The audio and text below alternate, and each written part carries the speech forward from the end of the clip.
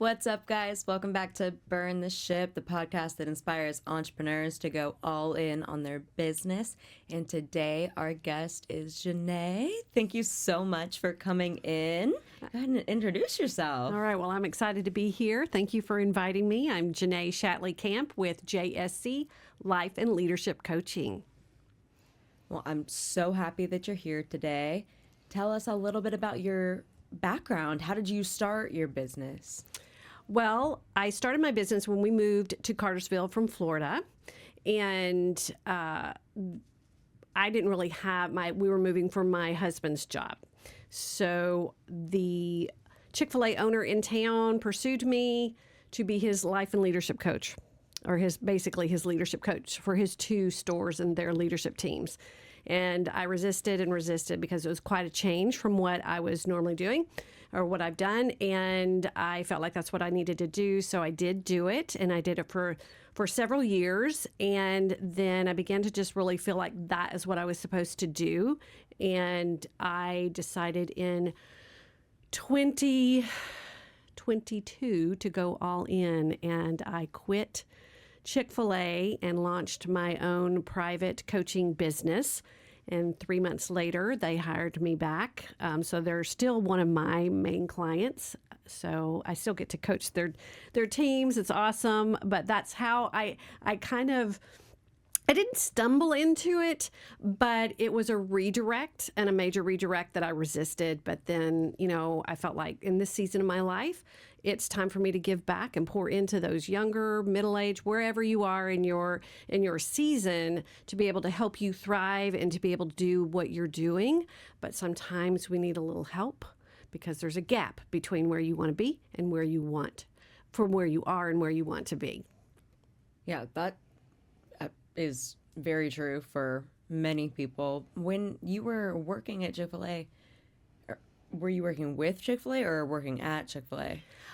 So funny enough, that was one of the reasons why I resisted it, because Glenn wanted me to train as a team member. I'd never had any experience in the retail world or in the food industry or anything. And he felt like if I was going to be coaching his leadership teams, I needed to have a little bit of an understanding of what they were doing. So for the first couple of months, I wore a red shirt and I was a team member. And the crazy thing is my son at the same time started going to work for Chick-fil-A. So there was some humility built in there for sure, having done all the things that I've done up until that point. And then, my pleasure and doing all the things, learning front and back of house. But it was the smartest thing ever. And I do have a knowledge now that I didn't have, which really helped me be able to connect and relate to the problems, even help brainstorm solutions for the leadership team when I was meeting with them one-on-one and coaching them through their different scenarios and situations that they needed to grow in. So I started out that way, but immediately one of the first things he wanted to do was for me to work on helping them have stronger team meetings. So they spend a lot of time in their having meetings like team leader meetings, supervisor meetings, lead team meetings. And one of the lead team meetings at the time was going an hour and a half long. And that's a lot of money. Your top, salaried people are in that room. And it really could have been, 45 minutes to a 50-minute, an hour at the most meeting. And so I immediately started meeting with the leadership teams and helping, or the leaders who were facilitating, and helping them whittle down, learn how to be more efficient with their team meetings and do a better job there. You save money, save time, and everybody wins. You're not getting bored from sitting in another long meeting, So I started that immediately, and then I worked out of, I would pitch in the store when they needed help, right? But for the most part, it went to one-on-one coaching and workshops for them to help them train their professionalism for their supervisors, just everything that they needed to help really make their leadership teams stronger and where they're growing. Because when you think about Chick-fil-A, some of the top tier might be older, but you have a lot of younger people who are high school or in college, and they're still learning how to do things in a professional way and have never led in those types of capacities. So helping them, rookie leaders, really begin to thrive and shine. That's super important to any business because I know that it can definitely go off track. And if you don't have a streamline of like, these are the notes that we need to hit, and if you're not hitting those, then we're just essentially wasting time. If you've never led a meeting before, and trying to decide what's the important thing and all those things. And I really, just a shout out to Glenn. I mean, that was his heart to really pour in and really bring the best and the potential out of his leaders and grow them, because he knows that most of them are not going to stick with Chick-fil-A. They're launching on, right? They're in college, and he really wants to launch them well. And he was willing to pay for a coach to help them very much bring it in and hone their skills. Yeah, I mean, that's what a leader should do. So did he just see potential in you in general? Like, did you start with them? Well, with them knowing that you had this specific path in mind, or so did you just develop that over time? So what happened was his wife was my husband's boss. So when we were here interviewing for his position, we were getting to know each other. So when we moved here, he was like, well, what are you doing? And I'm like, well, I'm taking a break and not working for a few months. And he said, I have a job for you. You can make a difference in my leadership team. So then roll forward, one of his key leaders my husband was a children's pastor at the time, was one of his leaders. And I came in and led a debrief meeting after they'd had their kids' camp. She went to Glenn and just said, okay, that's the way our meetings need to run.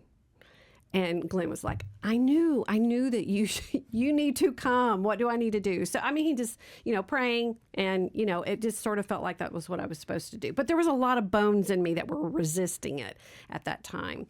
But then what happened was we rolled forward to 2020. A lot of things shifted. There was some different pieces of my job that shifted. I took a ministry job, so I was working both jobs at the same time, kind of scaled back. But in the scaling back, I was only doing one-on-one coaching for his leadership team, and it was during that time that I really fell in love with pouring into the individual and helping them shine and helping them succeed. And I'm like, okay, I just shifted, now what? And just really resisted that scary piece of starting your own business. That was never on my radar ever in my entire life. So thank you, Glenn, for kind of kicking me out of the nest and making me think and look at the world a little bit differently. And so then that's why in 2022 I decided I'm going all in. That's what I'm going to do. Yeah. So how risky do you think that it was for you to leave a 9 to 5 or 8 to 5, whatever the hours are for that specific industry? I'm not 100% sure, but it's very hard. Like, our listeners are future entrepreneurs, and they want to know, how do you leave a job that you have a salary with, or like hourly? Because being an entrepreneur, you don't know. Like, you have no idea what's going to happen next. Absolutely not. So you are essentially burning your ship and going into a business that you're betting on yourself.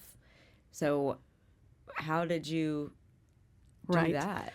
Well, I'm faith-based, so my background is all ministry. I'm a graduate of Southern Seminary. I have a master's of divinity. I'm a Bible teacher.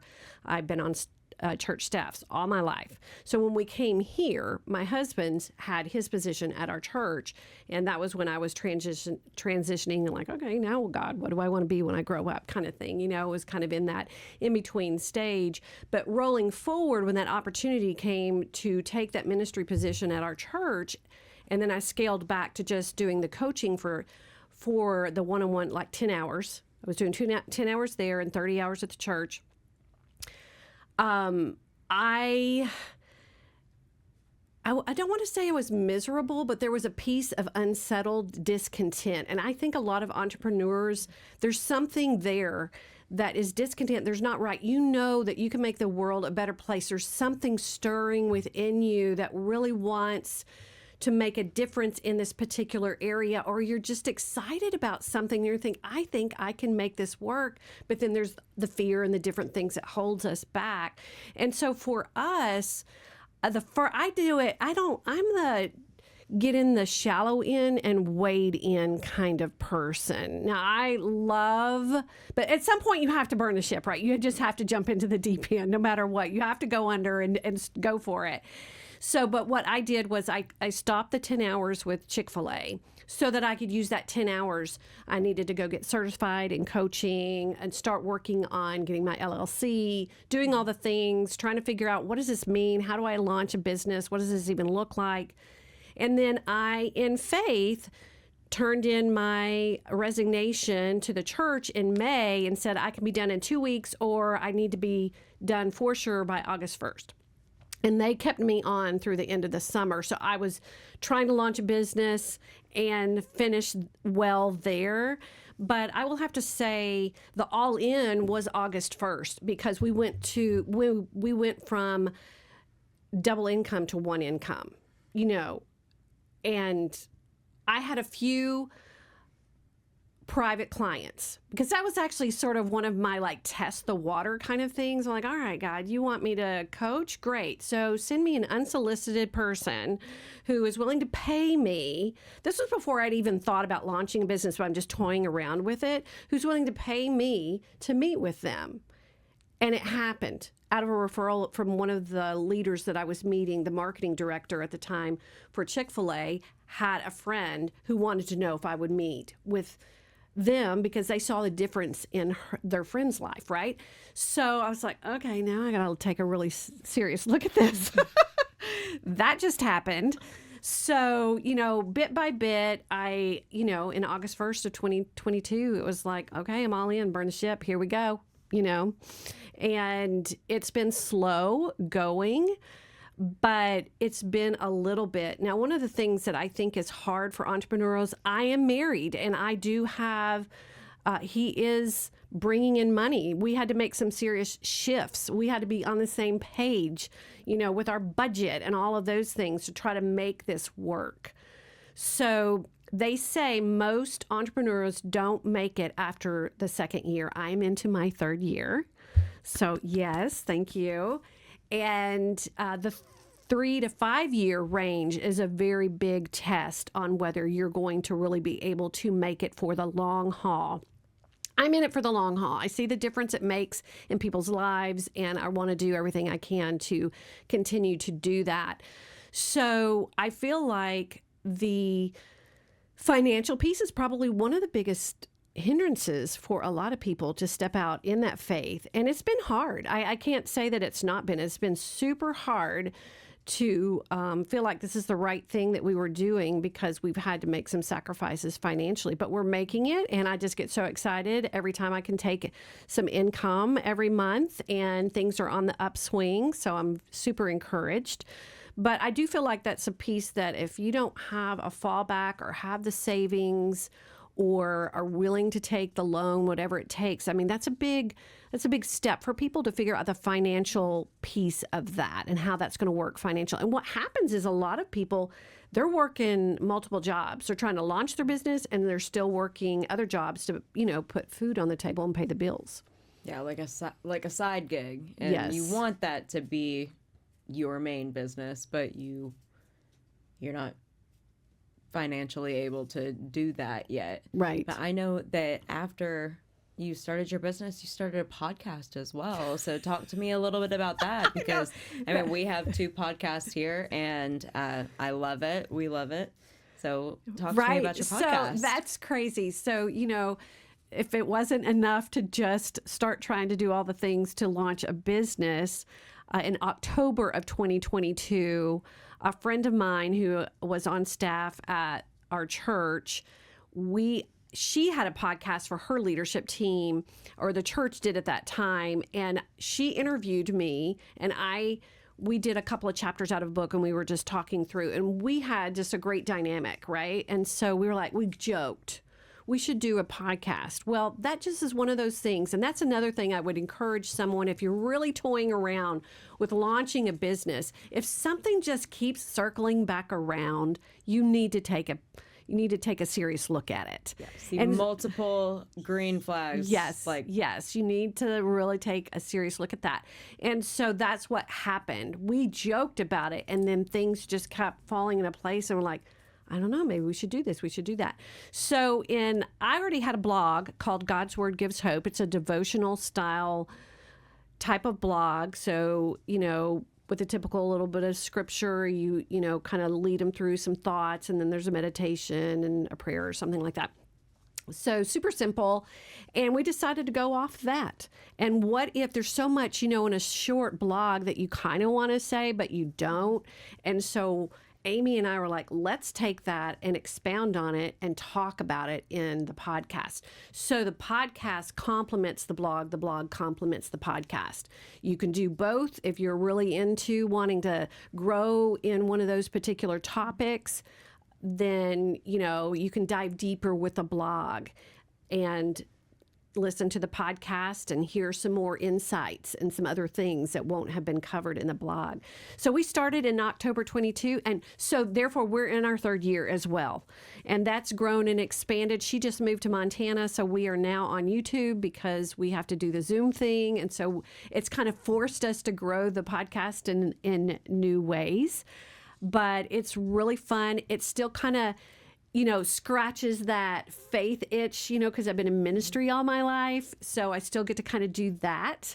And I really like that. Not that my faith is not woven into my coaching, but, the intense and intentional piece of that through the podcast. So, yeah, I was going to ask if it is more of a faith-based podcast or an entrepreneurial aspect. No, we talk but about. It's nice to know that it's both. Yeah. So, I talk about my coaching. I mention my coaching on there a lot in different ways as it weaves in. But it's definitely faith-based because it's biblically based. God's Word gives hope. And the purpose of... That's the name of the podcast? That is the name of the podcast. God's Word Gives Hope. It's based on Romans 15:5 or 15:4. And... basically, our heart's desire is the Bible can be overwhelming, and people are like, is it true? Can you believe it? What is that? All the different things you hear about the Bible. But our heart's desire is it's had an impact on our lives, and we want to help connect God's Word to the everyday spaces of your life, your personal life. What's the practical side of that? And that's what we hammer out. That makes sense, and that's awesome that you guys are able to do that. I know that not everybody is religion-based, and I don't even want to say religion, faith-based, I think is a better word to put it. Mm-hmm. Yes. But it's very prominent in the South, but there's a lot of people that believe in a higher power, but not necessarily one specific entity. So it's nice that you're able to, kind of get the word out there and go from your perspective, especially with podcasts. I don't think that many people in your industry do that. Right. So that's cool that you guys are able to do that. So what do you see going forward? Like, what is the future for your business and your podcasts? Like, what's the game plan? That's so I got to go out to Montana and spend some time with Amy. They had some of their first snows, and it was in November. So we had so much fun doing that. But part of the purpose of that was, what are we doing here? What's next for us? So we are not a nonprofit, but this year we hope to pursue making it a nonprofit. And then one of the other things that we really felt prompted to do was to somehow be more global. Like, how can we help women and listeners all over the world? And so we're already in conversations with some people that we know in Africa and some different places. And if it's just Amy and I going investing and doing some teaching or doing some things, or maybe taking a small group of people, sort of like a mission trip oriented kind of thing, where we can go and bring value and maybe bring something that wouldn't happen unless someone came in and helped do that, that we would do that. So that's kind of where we're looking at doing a couple of those things. The nonprofit will be huge because we are, everything's out of pocket, and we do rely on some donations, and that will be helpful for people who believe in what we're doing, and then, then get the tax break too. That's awesome. Yeah. Well, yeah. The tax break is definitely going to be something that I think most companies would strive for. Yeah. But nonprofits, I've been on multiple mission trips, and I absolutely couldn't ask for anything better. It's the most satisfying thing that you'll ever do in your life. Yeah, it's so and good. if you're passionate about it, that's the most important thing. It's so good to get outside of your own world. We just have our little space in our own little bubble of the world, and it's good to get outside of the world and see some of the other pieces of the world, because we're all connected. We're all here for each other, but it's hard to think about it if you're not exposed to it in some way. So, yeah. Yeah, absolutely. So what would you say is a lesson that you've learned with developing your business? What can our upcoming entrepreneurs learn from in an area that you failed from? Right. Could I go back and answer the other question to the business? Like, where do I see the business going? Go so just let me touch on that just real briefly. I really want to build, I feel like there's this gap between where people are and where they want to be, and I want to help close that. But part of it is, say you read a book or you go to a workshop or a conference, and then 2 or 3 weeks later, you've had all this great content and information, but how is this applying? And then it's not being applied in your life. Right. So, and some people are like, I can't afford coaching and that kind of thing. So I created an entry-level coaching experience, what I call the Thrive Community. It's a subscription for a minimal fee once a month, totally affordable. Like if you get a Starbucks, 4 times, you're spending more money. If you go to Starbucks once a week, you're spending more money than what it would be. So super affordable, like the price of a coffee. And so the goal of that is to provide coaching experience for people who might not be able to afford the one-on-one or hire me to come in and do work with their team or whatever. So for organizations and groups, you can have a group subscription, or as an individual, you can have an individual subscription. And basically what I do is I take a coaching topic. Right now we're on the imposter syndrome, and it's all month for the month of February. And I just break it down in bite-sized pieces. I help hold you accountable. I give you steps, and then you layer in, and then you layer in, and then you layer in until you're actually doing some of the things and you're seeing the change in your life. So I fill in that gap between the information and then what do I do with this information and how do I make it apply and work out in my life. So I do that in an intense level with the newsletter, the coaching videos. You have discounts and some limited things that you can have through me for the coaching. Now, if you don't want to do anything, you can check me out on social media, Instagram and Facebook with JSC Life and Leadership Coaching, because I do the same thing there. So you're going to be able to skim the surface and be able to get some good content, because I really want to help make a difference and close that gap in people's lives, so that I call it like accelerating your growth. So I'm really looking forward to this year expounding on that, because I believe everyone deserves a coach, but not everyone knows about it or how it can benefit them, and I want to make it accessible as much as possible. So the freebie is through social media. You can go deeper and affordable with the Thrive subscription, or you can hire me as a coach, but if you're in the Thrive subscription, then you get a discount. But so the point of that is to help accelerate the growth and fill in that gap. So just looking for ways to really grow that and expand that this year. But I would say, to answer your other question, if you're out there and you're thinking about starting a business, or you're kind of in my shoes in that 1 to 2, 3 year range, or even somewhere a little bit further down, and you're like, what's the jump start? You've read all the books, all the things. I'm not a business coach. I'm not here to grow your business. I'm the people coach. I'm help you grow in your individual, like hard conversations, decision making, helping you set and reach your goals. So I'm really here for you as a person and an individual, or help you work with your team. But you might want to look at getting a business coach. But what I would say, where I failed at first and I didn't know I was even failing, that the biggest thing as an entrepreneur is you have to network. You have to network. It's just blown my mind. I just started doing it this past year. So into my second year, I had someone invite me to our local business club. And I went for the first time, and it was awkward a little bit. But, I just kept going, and I have seen the value that comes from that. I'm able to help connect people to people, because people want to do business with people that they know and trust, right? And so networking is such a find your local business club and start going. They usually have free events. Your chamber of commerce. You don't have to spend the money up front in the beginning until you have and you feel like you can afford it. There's a lot of free networking events, and you find them and start doing that. I would have done that sooner, like right out of the gate. I would have started doing that, but I didn't do that.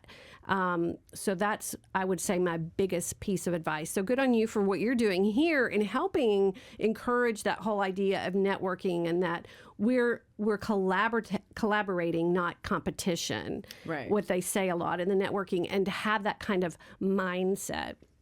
I would say the second thing, I believe in God, and that's where my faith is. And I believe he was a big instrument of leading me down this road. But to tell you, Kelly, I was wrapped up in a lot of fear that first year and a half, 2 years. And this past year, I knew that needed to change. And my husband looks at me and he says, well, how would you coach someone if they were coming to you with this issue, right? And I'm like, it starts with what you're thinking in your head. And I will tell you some of the most successful people that I've heard since then. So if you're out there and you are wanting to be successful, wherever you are in the layer, you've got to think about what you are telling yourself. And you're doing it for a reason. What is your why? Why are you doing this? Lock it in, because it's going to get hard. And this is why I'm doing it. You got to be able to fall. I am here to propel people forward. And I believe everybody's created to thrive. And so I want to help be a part of that. That's my why. But that's what's going to help keep you moving forward. So I would say networking, I didn't do that. And I didn't really have my mindset set right. I was setting on, yes, this is what I want to do.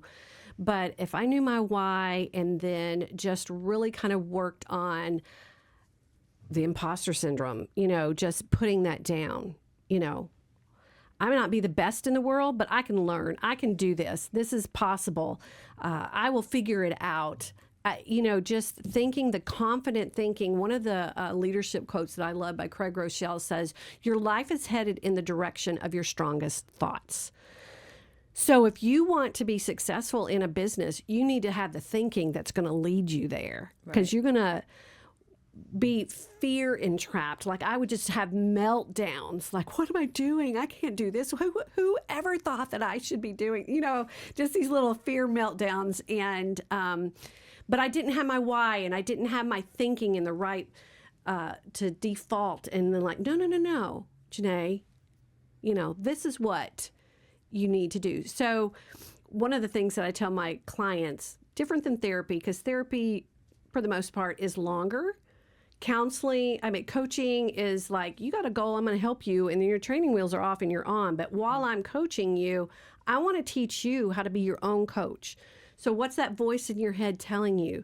Come on, you can do this. You got this. Keep going. Keep taking the next step, So that mindset that you need to have so that you will be successful is super important. Yeah, there's a quote from someone, I think it was on like New Girl or something, like a random comedy / reality show. They were like, it's something that you do all the time that you never stop doing, like therapy. You just never stop. But you are the opposite. You Yes. want them to be able to stop I and do. start their own. Now, the only exception to that is I do have a couple of people who are in high-end level type of positions, and one of the things that a coach can do is be that sounding board.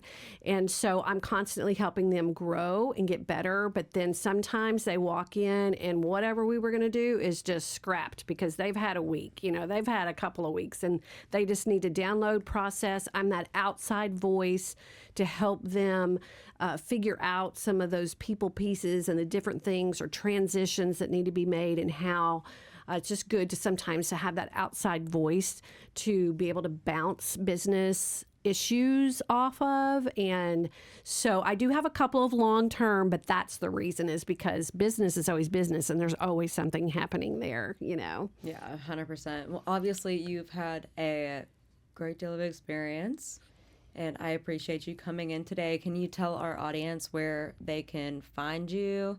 If social media, email, phone number, whatever you'd like to share, just so that we can link it in the bio and everybody can check you out. Absolutely. So the best way to find me is to go to my website, JanaeShatleyCamp.com. So that's my full name. My business name is off of my initials, JSC, Life and Leadership Coaching. Either way, you can Google it and find that. But I'm also on social media with Instagram, LinkedIn, and Facebook. And it's under JSC Life and Leadership Coaching for those places. And so either way, that's going to get you in contact. If you go to my website, you can reach out to me if you have questions and those kinds of things. But you can also reach out to me through social media. So. Well, thank you for that. So, last piece of advice. I'm going to give you the last few words. Okay. What is one thing that you would tell a future entrepreneur to burn their ship and start their own company? That's a great question. I think the thing that I would say is one of my taglines: you are created to thrive. And if you're not thriving, there's something that you can do right now to change it. And part of your not thriving is because you are resisting, you are holding back from being everything that you can be. So do the things that will help put you in place so that you will succeed. You are created to thrive. So step in, lean in to that. That is the best advice. Well, thank you so much, Janae, for coming on. I really appreciate you. Y'all go click on the bio, click on her links, and make sure to hit her up if you guys need any sort of coaching or life advice, apparently. But I appreciate you. Thank you so much for coming on. Absolutely. Thank you so much for having me.